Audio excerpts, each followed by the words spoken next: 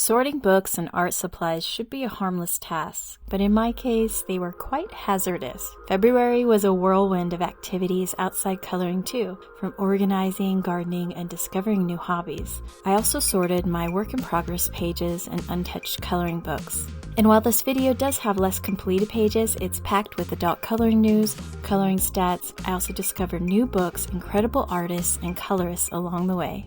Let's start with coloring in the headlines. Bear in mind, these are bite-sized, so if you want more, I'll share links in the video description. Let's start with new and upcoming coloring book announcements. Christmas may be behind us, but it's never too late to plan ahead. YouTuber Art Journey shared an update that Hanna Karlzon's English edition of Merry Christmas is now available for pre-order. Given that the Swedish edition was sold out quickly last year, you may want to secure your copy before its release in August 2025. And one of the books that nearly had me jumping out of my seat was the cover of Mythogothica, Rose and Stone, shared by YouTuber Grumblebunny. Pre-orders are available now, and the book is expected for release December 2025. Meanwhile, Incredible Coloring on Instagram has unveiled a portrait-style cover that has a sun-dappled design with their upcoming book release, which is expected in March. While the cover of the book does have a new portrait design, some of the previews do show that the author has remained an easy, bold style. Jade Summer has also released a book called Cozy Japan, capturing breathtaking cherry blossoms and tranquil landscapes. Adding to the excitement, YouTuber Cat Coloring shared a first look at a new release from Eerie. The artist behind the romantic country book series is filled with everything from libraries, charming shops to enchanted dresses and spooky designs. It's a little something for everyone, and it's now on my wish list. Meanwhile, YouTuber artist Sarah Renee Clark released her newest coloring book, Vibrant Wilds. To celebrate, she hosted a live stream featuring another talented artist known for her alcohol markers with incredible portraits. Vibrant Wilds invites beginners and seasoned artists to take a journey through Sarah Renee's creative journey, and I shared a flip through on my channel if you want to take a closer look. Music fans will enjoy the next one. Blabbermouth.net confirmed that Kiss is getting an official coloring book. You'll get everything from the album art and stage visuals with a slated release March 21st. But if you want to stay updated on upcoming releases, there's no better source than the lady who's been covering adult coloring since the beginning. Leia from coloringqueen.net remains a go-to source for colorists that want to discover new books, and she also has a YouTube channel. Adult coloring isn't just a creative pastime, it can be a powerful tool for relaxation and mental well-being. The Skim website recently featured adult coloring books as one of the must-have products to combat the winter slump, proving that a little creativity can brighten the gloomiest days. Meanwhile, Fox 40 highlighted Debbie Compton, the founder of the Purple Vine, who is using coloring books to help dementia patients support memory care. Of course, the coloring experience isn't just about the books. It's also about the art supplies we use. Ohuhu has announced a 72 set of colored pencils designed for smooth blending and layering. A variety of YouTubers have shared their thoughts. You can check out Pamela's Passion for Pencils, Nixie Coloring Time, and Happy Catastrophe to find their impressions of the set. Ohuhu has also revealed a new acrylic markers set, but I haven't seen any colorists share their thoughts just yet. And lastly, People.com has announced that Crayola is reviving 8 colors in their crayons for the first time in history. Moving on to artists, there was quite a few that captured my attention. Design Stack showcased an incredible artist, Adele. Lorraine's ethereal illustrations merge nature and dreamlike storytelling, and she also has a coloring book on Etsy that I have put on my wish list called Meadow Haven. And Maria Troll also shared a heartfelt birthday reflection on her Instagram in early February, looking back on a year of high and lows, and she has some beautiful photos worth checking out. For fans of paper crafts, the Doll Coloring blog has shared a free printable paper doll, complete with 2 traditional outfits to color, cut, and assemble. Perhaps that might spark some ideas for your next coloring page. Let's move on to what's trending in adult coloring. According to the bookseller, indie coloring books are seeing a surge in popularity, with self-published artists making waves in the market. If you love supporting independent creators, now's a great time to explore these lesser-known artists. And I did discover an interesting celebrity article that came from TV Grapevine, which highlighted Erica de la Cruz, known for her work in fashion and television. But what caught my eye is the fact that she's a dedicated colorist that adores the easy, bold coloring book designs, especially the ones that are pony-themed. That wraps up a busy month in adult coloring news. Next up is Colored Pages. But stick around as I do have new coloring books, coloring stats, and some inspirational colorists on YouTube and Instagram. I have 5 color pages I finished with a variety of work in progress pages I started. For this Kirby Razan book, Mythomorphia, I finished this page of the mythical fox. I use a minimal approach here by only using Derwent ChromaFlow on the page, but I did go back in later with Prismacolor Premier Blender marker. I've seen this page completed so many times that I wanted to take a different approach by having some cool tones like blue and purple, and then I brought in a warmer tone on the fox's body and tail. And might I add, I really do like how well Derwent ChromaFlow did on this page. In the Dimensions coloring book, I finished this page where these birds were coming to life while a painting was in the works. I used my neglected set of Shuttle Art alcohol markers with generic metallic markers and a Posca white marker. Enchanted Galaxies was another fun page.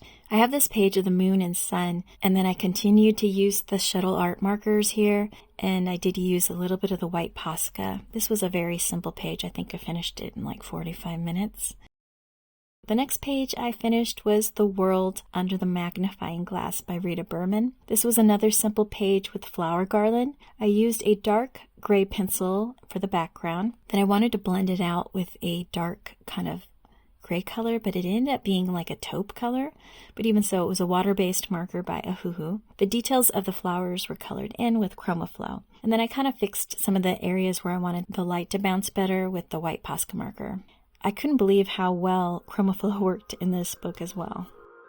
And that's pretty much it on the completed pages. The rest of these are work in progress pages. I started quite a few pages in February, just couldn't finish them, but this one has the Mushroom Town and Rainbow Realms. I've only used Shuttle Art alcohol markers so far, and I could use some suggestions on what you think the mushroom color should be. I'm currently thinking about the town of the tops of these mushrooms with violet, gold, and maybe maroon or maybe fuchsia.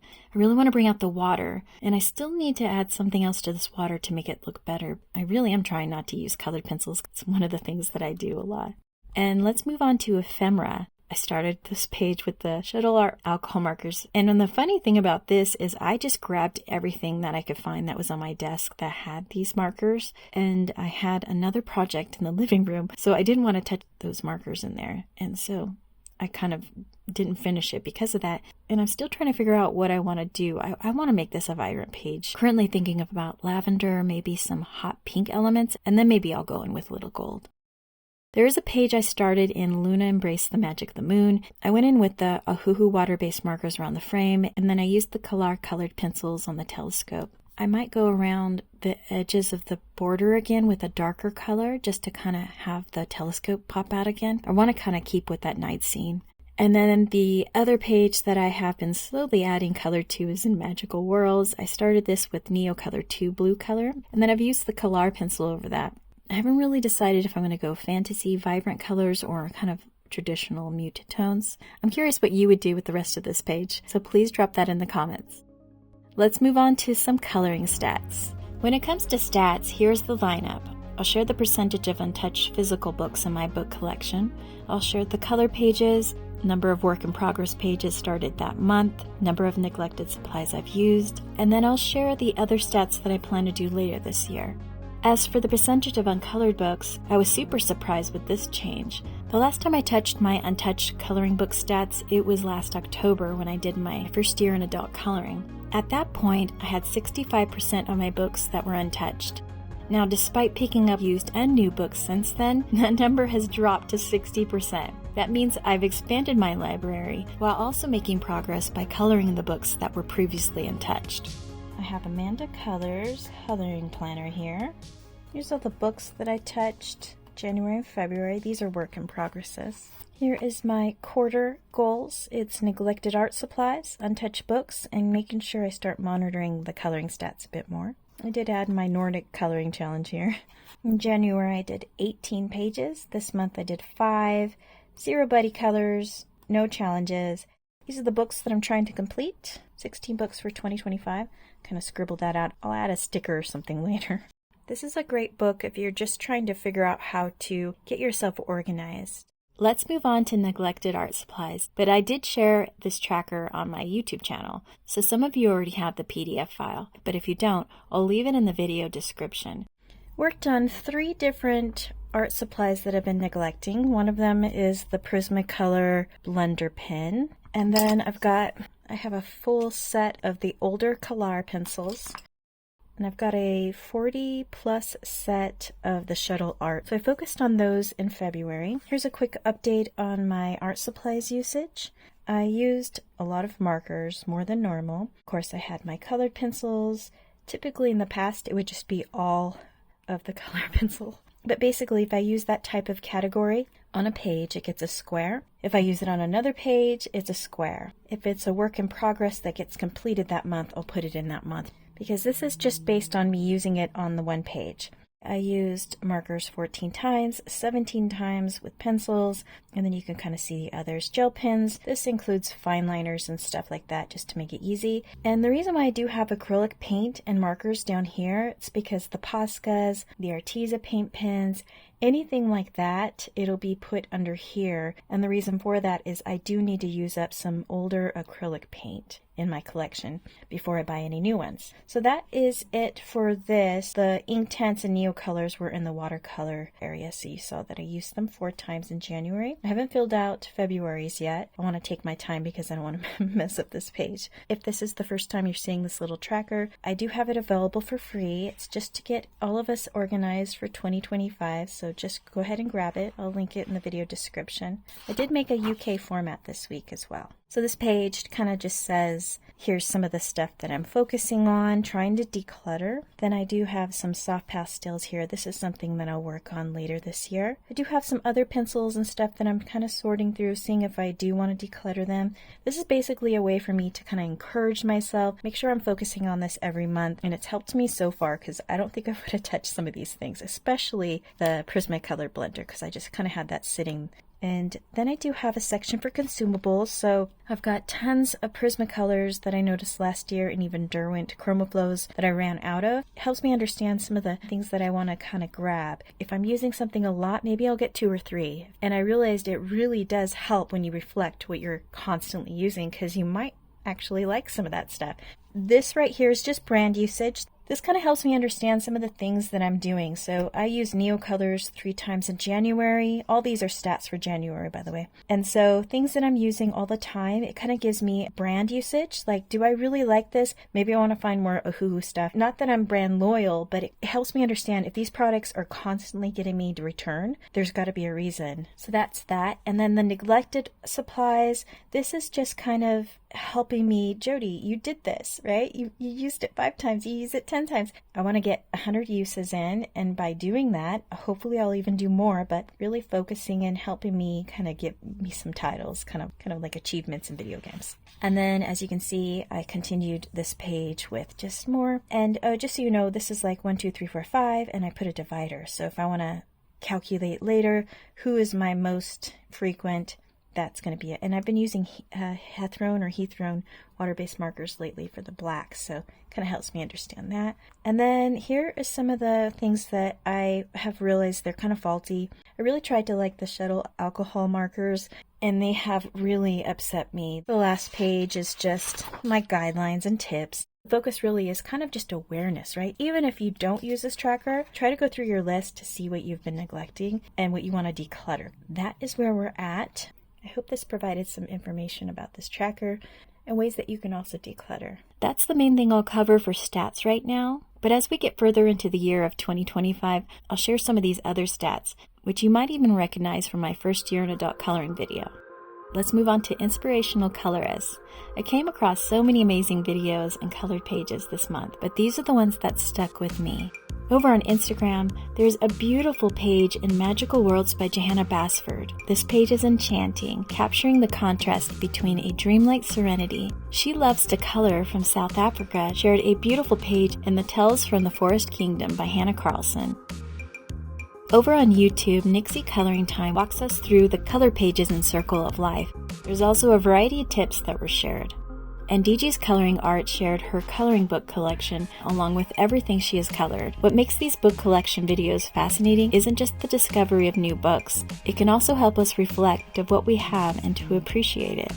Lastly, Rebel Unicorn Craft shared 11 fun watercolor techniques you can try, but make sure you have premium quality paper or you can go light-handed on the water to prevent the paper from buckling in your coloring books. Before I move on to the books I picked up, I was hoping you could share feedback in the comments, as it helps me know if this video helped you in some way. I was so captivated by Annie Reyes coloring books that I picked up 2 more, which you probably saw with the coloring book Flipthrough. I also picked up 2 bold and easy coloring books, Cozy Japan by Jade Summer and Cozy Girl Life by Jeanette Veronica. And lastly, Sarah Renee Clark's new coloring book Vibrant Wilds. But you may already know that, as I shared my thoughts in my latest video. Well, that's my coloring recap for February, and if you like this video, you may want to check out the playlist or have other videos like this one. Thanks for watching.